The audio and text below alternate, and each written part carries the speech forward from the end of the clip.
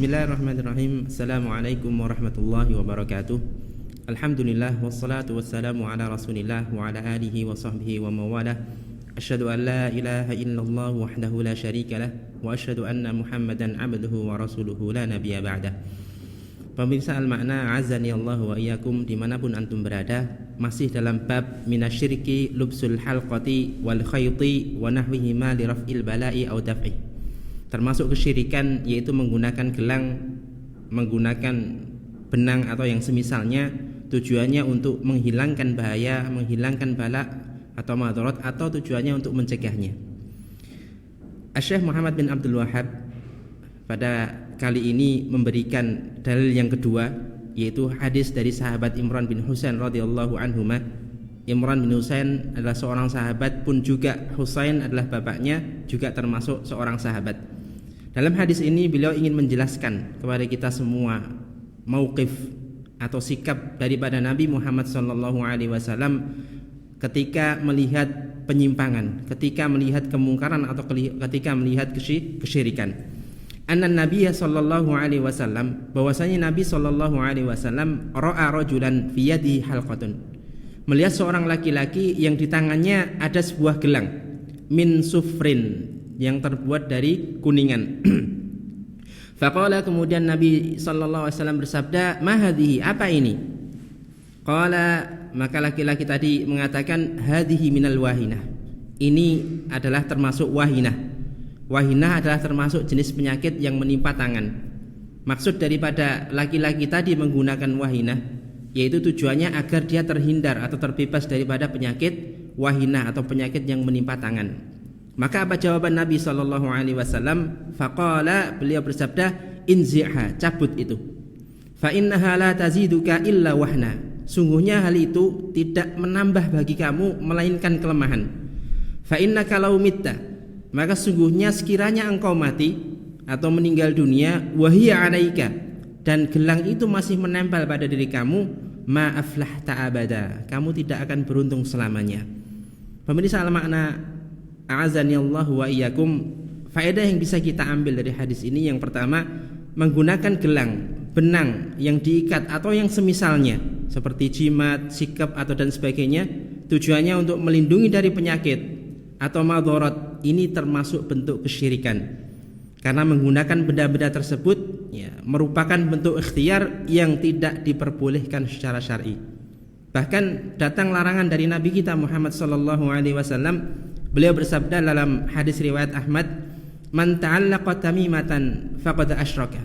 Barang siapa yang mengalungkan atau menggantungkan tamimah, jimat atau sikap, faqad asyraka, sungguh dia telah berbuat kesyirikan. Faedah yang kedua dari hadis ini yaitu larangan berobat dengan sesuatu yang haram.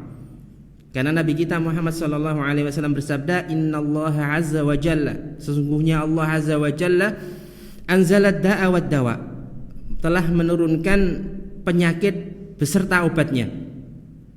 Wa ja'ala likulli da'in dawa'a, dan Allah menjadikan pada setiap penyakit tadi ada obatnya. Maka kata Nabi sallallahu alaihi wasallam, "Fatadawau wa la tadawau biharam," maka berobatlah kalian, tapi jangan berobat dengan sesuatu yang diharamkan.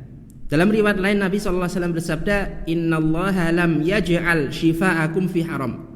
Sungguhnya Allah tidak menjadikan obat kalian itu dari barang yang haram. Faedah yang ketiga, mengingkari kemungkaran dan mengajari orang yang jahil atau orang yang tidak faham, sebagaimana yang dilakukan Nabi SAW dalam hadis Imran bin Husain ini. Rasulullah SAW bersabda tentang pentingnya amar ma'ruf nahi mungkar, mengajak kepada kebaikan, mengajari orang yang jahil dan mencegah daripada kemungkaran. Nabi bersabda, "Walladzi nafsi biyadihi," demi zat yang jiwaku berada di tangannya, "la ta'murunna bil ma'rufi wa la tanhauna 'anil munkar." Kalian memerintahkan, hendaklah kalian memerintahkan untuk berbuat ma'ruf dan mencegah daripada kemungkaran. Aw la yushikannallahu ayyab'atsa 'alaikum iqaban minhu. Kalau tidak, bisa jadi Allah Subhanahu wa taala akan menurunkan kepada kalian iqab atau siksa darinya. Tsumma tad'unahu fala yustajabu lakum. Kemudian kalian berdoa kepada Allah, tapi doa tadi tidak diijabahi oleh Allah Subhanahu wa taala. Dalam sabda Nabi ini ada dua hal ketika seorang tidak mau beramal ma'ruf nahi mungkar. Yang pertama, bisa jadi Allah akan menurunkan azab atau siksa bagi kita semua. Yang kedua, doa kita tidak diijabah oleh Allah Subhanahu wa taala. Pemirsa al-makna, faedah yang keempat, bahayanya kesyirikan di dunia maupun di akhirat. Di dunia mereka akan senantiasa merasa takut, dan ini Allah gambarkan dalam Al-Qur'an, sanulqi fi qulubil ladzina kafarur ru'b. Akan kami masukkan ke dalam hati-hati orang-orang kafir ar-ru'b, ketakutan, bima asyraku billahi ma lam yunazil bihi sultana, dengan sebab kesyirikan yang mereka lakukan. Dan di akhirat sebagaimana yang katakan Nabi dalam hadis ini, ma aflahta abada. Ya, ketika dia meninggal dalam kondisi membawa kesyirikan, maka ma aflahta abada. Dia tidak akan, atau engkau tidak akan beruntung selama-lamanya. Ketika seorang meninggal ya, belum sempat bertobat dari kesyirikan besar, maka jelas dia tidak akan pernah keluar dari neraka. Artinya dia akan kekal di neraka selama-lamanya. Ketika dia meninggal ya, belum sempat bertobat daripada kesyirikan kecil atau membawa dosa syirik kecil, maka tetap dia tidak akan selamat di akhirat, tapi dia tidak kekal di neraka. Pemirsa al-makna, azani Allah wa iyyakum, semoga penjelasan ringkas ini bermanfaat bagi kita semua. Wa akhiru da'wana alhamdulillahi rabbil alamin. Wassalamualaikum warahmatullahi wabarakatuh.